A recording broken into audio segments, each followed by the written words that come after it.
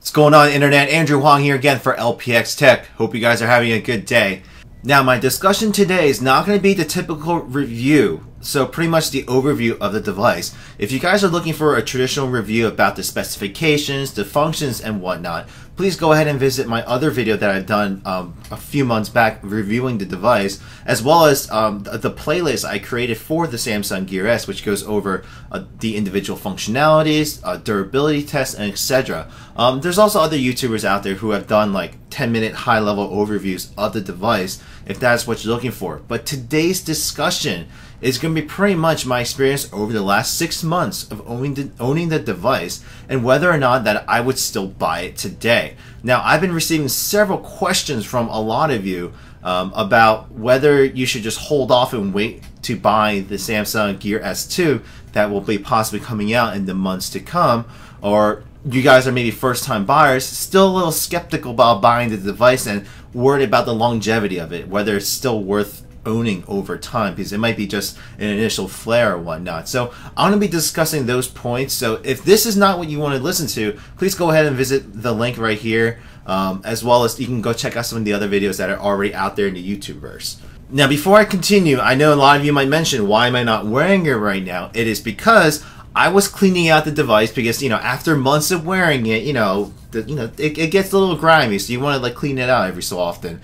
Now, while I was cleaning it, I accidentally snapped one of the pins for the SIM card. It was an error on my point because the fabric got in there and it just tugged on it, and that was my fault. But I had to send it to Samsung, and it's in the middle of repairs right now, so hopefully I'll be getting that back soon.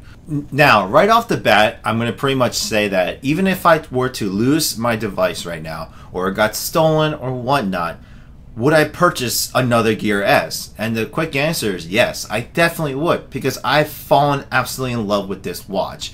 Now, I'm making this video in light of, because not only the comments I've been receiving on the device, but as well as because of all the new waves of smartwatches coming out this year, mainly including the Apple Watch. So I just wanted to make this video because a lot of you might be still considering getting the Gear S, or might be contemplating on upgrading to the Gear S, because you might, well, you know what, maybe I want to get the Apple Watch. So let me just go over a few things for you here. So the funny thing is, guys, the Gear S has been out for a little bit over 6 months at this point, so it's about halfway through its cycle. And still, to this day, I still get compliments on it. People are just wowed by the device. I mean, the wow factor is still there. Even though Apple has finally announced smartwatches to the world, so now everyone's on the board with smartwatches, people are still shocked at it. I mean, before the Apple Watch was announced officially, a lot of comments I was getting is, what the hell is that? I never knew such devices existed. And anytime I showed my wrist to do like the rewards programs, people are like, they're still blown away by it. But after the Apple Watch was announced, I've been getting comments of it now. Hey, is that the Apple Watch? Did you get the Apple Watch right? Is that the Apple Watch?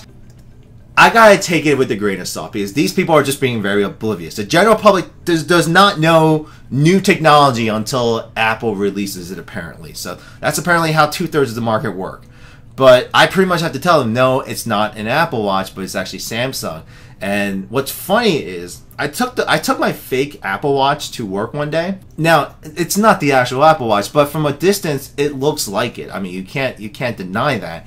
And so pretty much quickly, I showed my coworkers with the screens off. I was like, hey, which design do you like better? And could you guess which one people chose 100% of the time? And literally 100% of the time, people chose the Gear S. But let's go over some of the specifications of the watch. So one main thing that I do want to talk about is battery life. Now, a lot of people have been asking me whether or not the battery has actually lasted up till now, meaning has it still maintained its charge? And yes, it has. After owning this device for over 6 months, I haven't replaced it. It's still the original one that I got. The battery capacity is still there. It still lasts over 2 days for me. I'm fully used, meaning like I don't have it in super power saving mode or anything like that. I use it for my notifications, emails, I stream music on it and everything. And it can still last up to 2 days. So I haven't lost a lot of charge on it. And while I'm on the battery topic, I have done other videos on the battery subject, but the battery use really depends on the person, because you can make it last as long as several days if you use it just bare bones nothing, or you can make it last at least a solid day. Either way, I mean, the Apple Watch's estimates doesn't even last it the entire day. I mean, it will last you a work day, but not a full wake up and go to bed cycle. And the Gear S has consistently lasted over 18 hours for me. I mean, and when I say that, I mean is I leave home at like 5:30 in the morning. I come back home. I go to bed around midnight because when I'm doing my channels, and the battery still maintains over 50% in charge. Most of the time, I still end up with 60 because I wake up the next morning. I'm like, oh crap, I forgot to charge it, and it's still like 52%. So I'm still confident I can go through the rest of the day without having to charge it. So for those of you who are wondering about that, there's your answer. So what about the band? Is it still comfortable after all this time? And I can tell you guys, it hasn't shown me any wear and tear on it. It still goes on just fine. It's still the same comfort level. Nothing has changed. I have to wipe it down every so often because it's rubbing against my wrist all the time. And I do go to the gym with it. But it's lasted. I've had no discoloration, no nothing, and it still looks great. And then while I'm on the bands, as of right now, there's still yet to be any additional wristbands, like leather or metal bands for it, which is unfortunate because a Samsung rep back a couple months ago told me that they were supposed to come out, but looks like they didn't. What I'm assuming is that they're waiting for the Gear S2 to come out to release the wave of, you know, leather bands, rubber bands, stainless steel bands, etc., to compete with not only Apple, but also what LG and Motorola and Huawei are doing as well, too. Now, another big thing that I've been hearing about is about the standalone function. And quickly, what it means to be a standalone function is the Gear S is pretty much your phone. That's it. It's you're using it as strictly your mobile communication device for call, text, and emails. And it can do it. And I know there's still confusion out there, but you must have 2 separate SIM cards with 2 separate plans and numbers to have them work interchangeably like that. A lot of you are confusing. I think there's a lot of confusion around or whether, oh, do I just put the SIM card for my phone into the watch and I can use them both like that? No, both devices need a respective SIM card in order to use the standalone function and the call forwarding. Yes, before you go commenting down below, yes, you can just simply get a separate SIM card, put it into the Gear S, and just use the Gear S by itself. There is a method on unlocking the Gear S without the use of a Samsung phone. Do I recommend it? No, because you are missing out on a lot of the updates, a lot of the app managements, and all the other apps that you can be getting for the Gear S. You do need to have a Samsung phone in order to do that. Now, I also need to address the fact that there is no backdoor method right now of getting the Gear Manager on a non-Samsung phone. So yes, they are forcing you to get a Samsung device in order to get the Gear S. So once again, for those of you thinking about getting just a single plan for the Gear S and just using that as a strict device, may not be the best method. I mean, there are people who have done it in my comment board, and they said they've been completely happy with it because they still get the data, they can go on the internet, they still get everything they need. So that's fine. More power to them. But for the most of you, I don't think it's going to work that way. It's not going to work that as well as you think it is. Because it is the first, this is technically the first smartwatch out there, and the only smartwatch out there that has a standalone capability. But is it there yet? I'll put it this way. It's a huge step in the right direction, but it's not quite there yet. Now, aside from the standalone function, a lot of my questions have been actually revolved around, do I need to have a SIM card for the device? Or do I need to buy the Verizon version or the AT&T version or whatever carrier version you have for my phone? If you're not going to use the call forwarding or the mobile data, you know, pretty much if you're going to be carrying your phone around with you all the time with the Gear S, you do not, I repeat, you do not need to get a SIM card or a carrier-specific version, because the Verizon model, AT&T model, all they are is just for the SIM card mount to use the mobile data features. But everything else, it's still a Gear device underneath. So yes, you can use a Verizon version with the T-Mobile version or AT&T version if you're not using the call forwarding and the standalone features. You just use it as a regular Gear device. And I don't know if it's still prevalent now, but when they first came out, there was like $100, $200 price difference between the different carriers. So that's insane. The price that you should be paying for this watch is anywhere from $200 to $300. That is a good price, in my opinion. Now, let's quickly go over the apps. I've pretty much done several videos of the apps in the operating system, but to give you a quick highlight, yes, it doesn't have a lot of the apps like the Android Wear does and what the Apple Watch will have because it's running off Tizen software, not Android Wear or the Apple software. It's running off Samsung's own. So they are missing a lot of proprietary apps that you would expect the watch to have. Now, me personally, I don't see a need for these apps because I might be different from all of you. But after 6 months of using it, I rarely actually use the keyboard on the Gear S.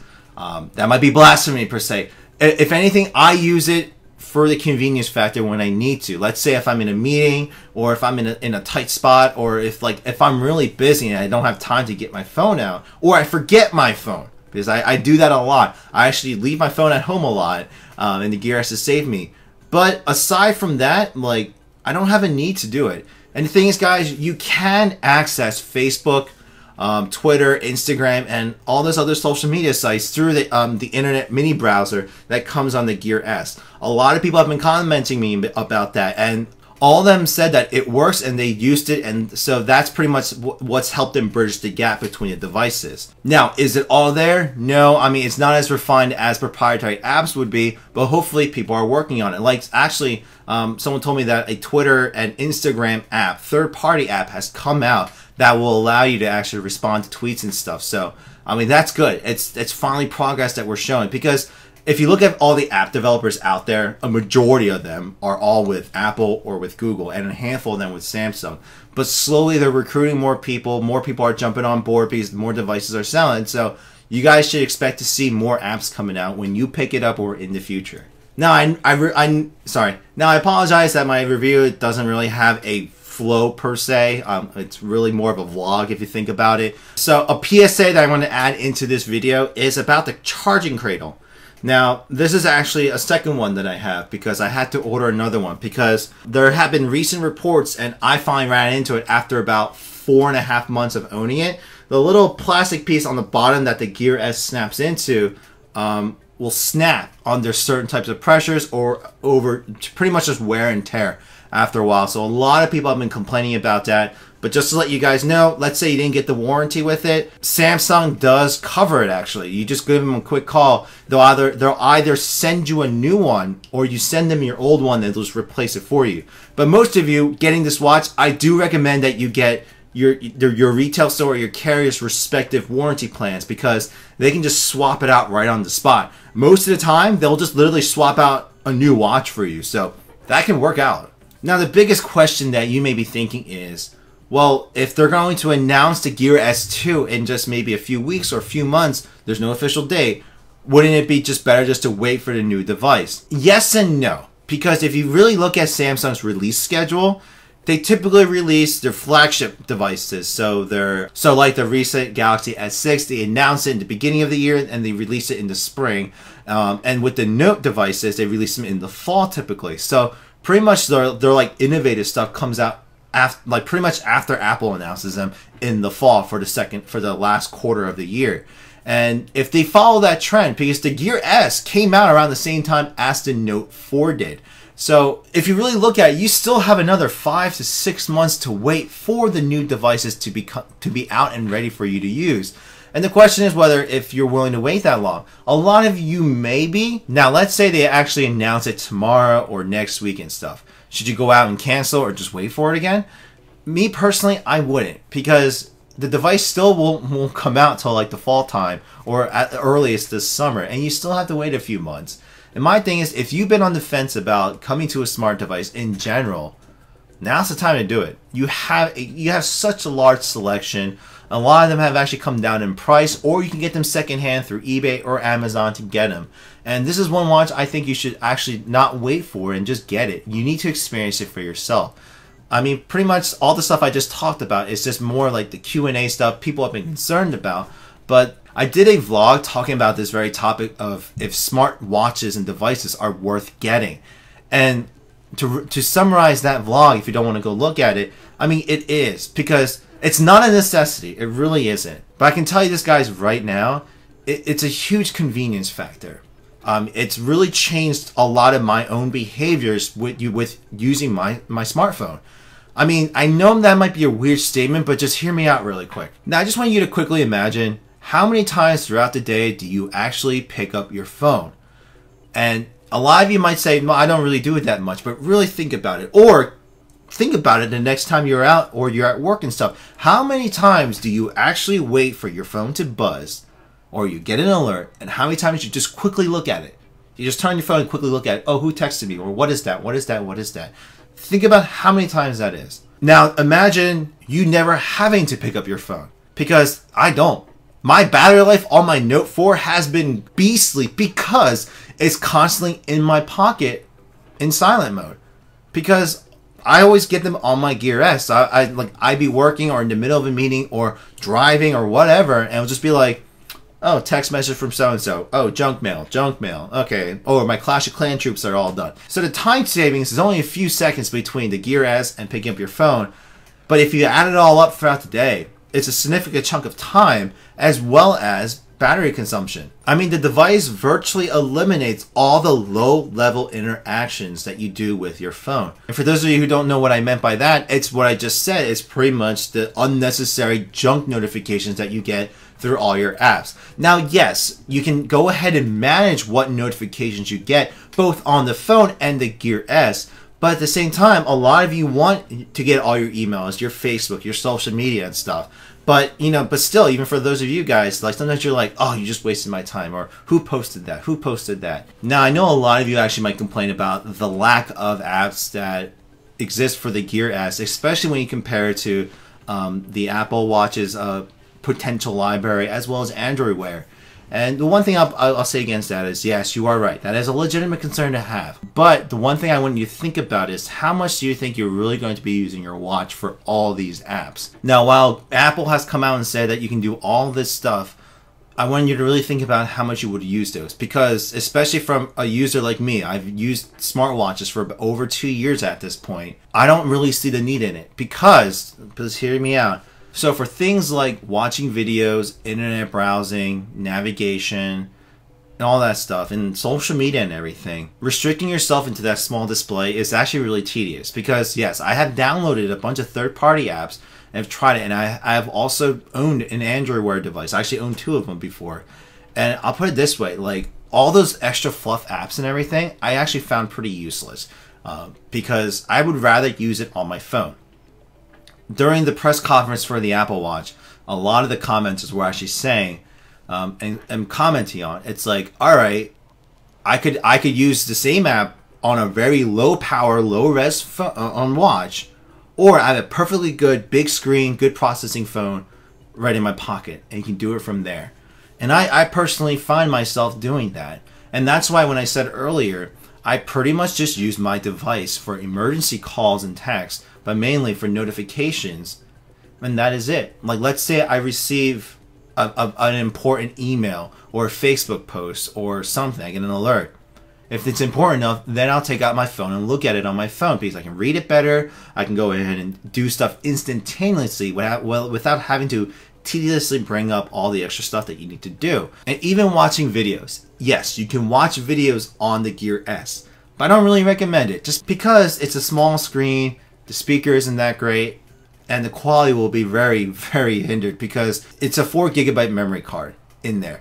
And so you to fill that up with certain episodes, it's going to fill up quick. So you're going to want to render everything into a lower quality, and it's just not going to work out. Now, yes, you can hook up a Bluetooth headset to it and sit there. You can watch it, let's say if you're on the train or something. But once again, you have a perfectly good phone in your pocket to use that for.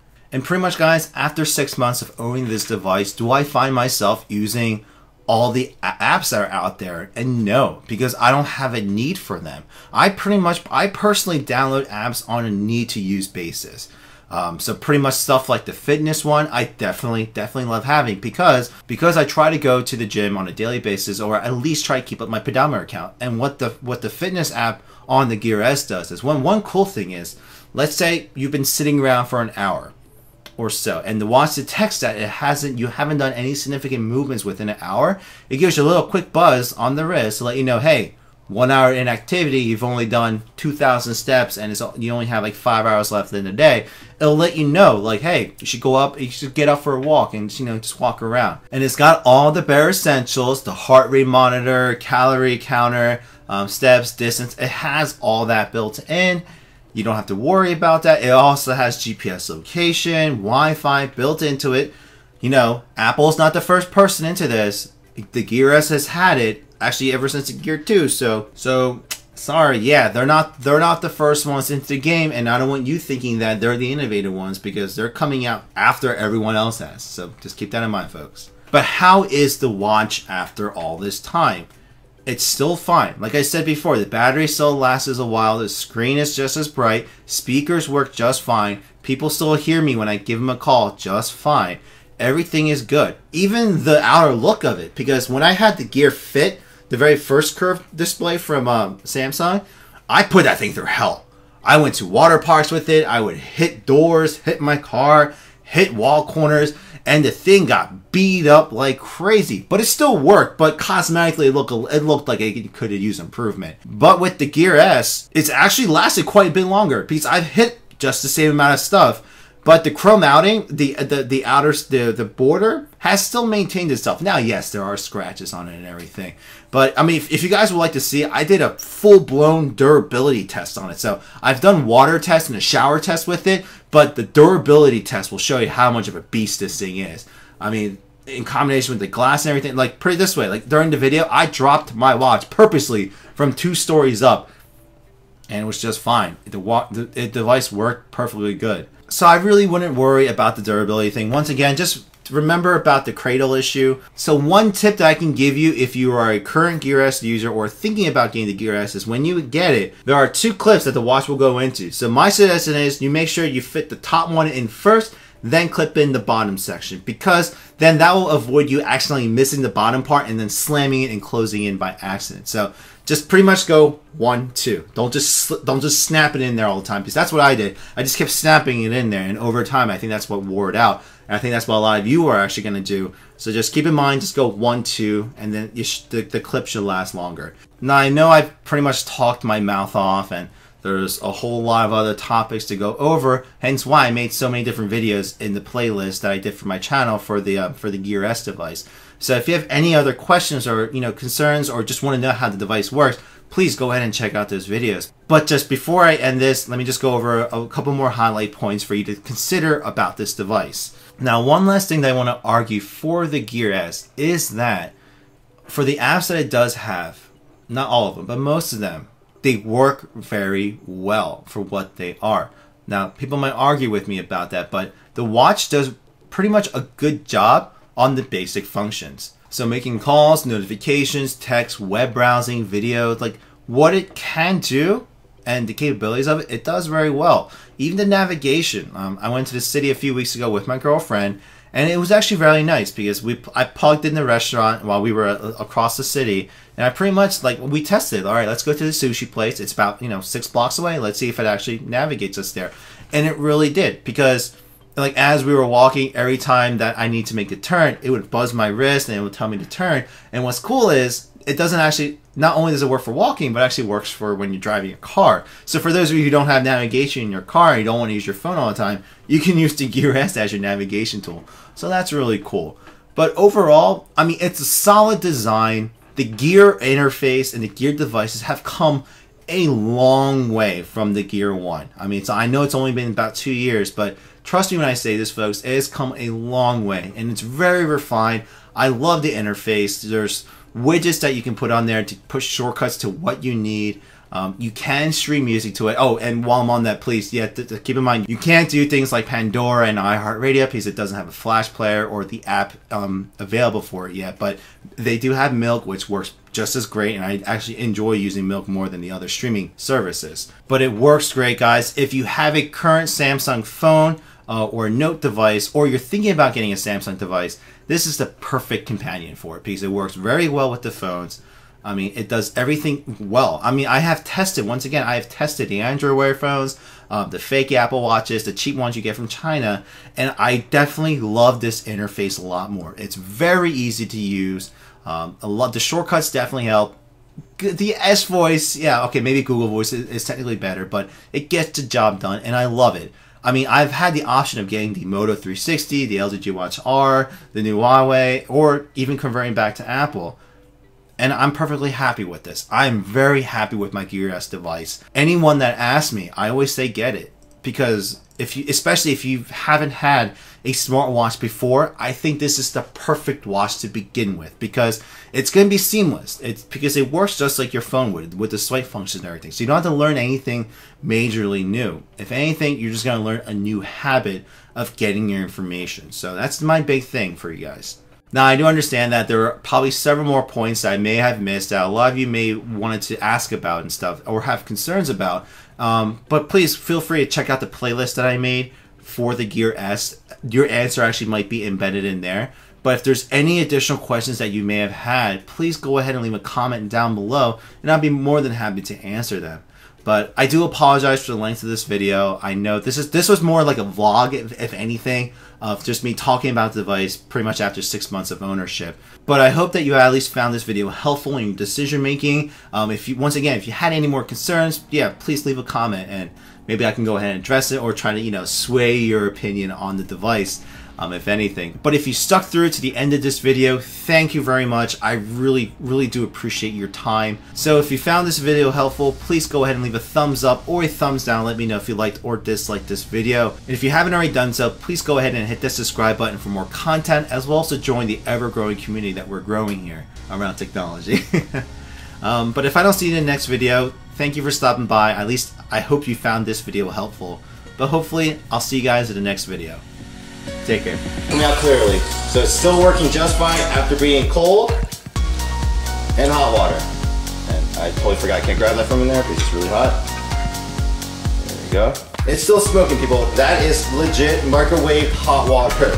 So it's good. So water won't damage it. Let's see how it handles drops. Alright, let's go ahead and perform the drop test. Now I'm about 5'11". For those of you abroad, I'm about 179.